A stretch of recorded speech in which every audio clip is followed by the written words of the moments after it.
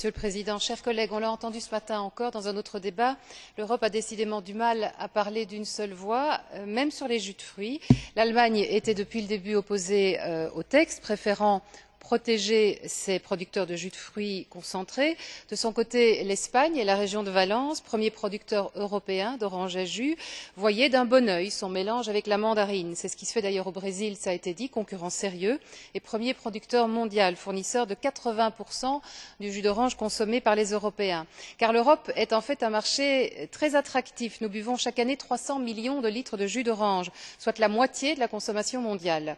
C'est dire si l'accord trouvé, extirpé, accouché par notre rapporteur, M. Perello, que je tiens moi aussi à remercier, avec la délégation bien entendu du Parlement européen, la présidence polonaise et bien entendu la Commission, cet accord était tout sauf évident au départ. C'est pourquoi, au nom de mon groupe, j'appuie l'excellent compromis obtenu finalement, privilégiant la qualité des produits mais aussi la parfaite information du consommateur. Dorénavant, et nous avons mené ce combat beaucoup avec Carl Schlyter, il sera interdit de donner à un jus ou à un nectar le nom d'un ingrédient mineur.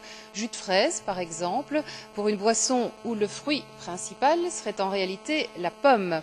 C'est une pratique pourtant très commune, je dirais, à l'heure actuelle. C'est donc un véritable changement de paradigme avec une période d'accoutumance pour les uns et pour les autres.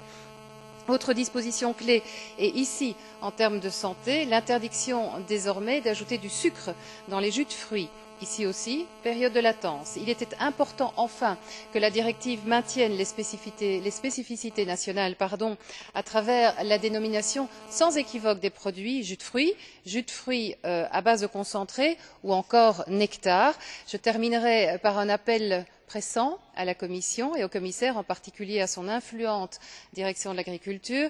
Les producteurs européens de fruits et de légumes souffrent. Ils souffrent de la crise, ils souffrent de la concurrence internationale. Restez à leur écoute, je vous en prie, et ne favorisez pas la mise sur le marché de produits venus d'ailleurs, de Chine par exemple, ou encore d'ailleurs. Je vous remercie, Monsieur le Président.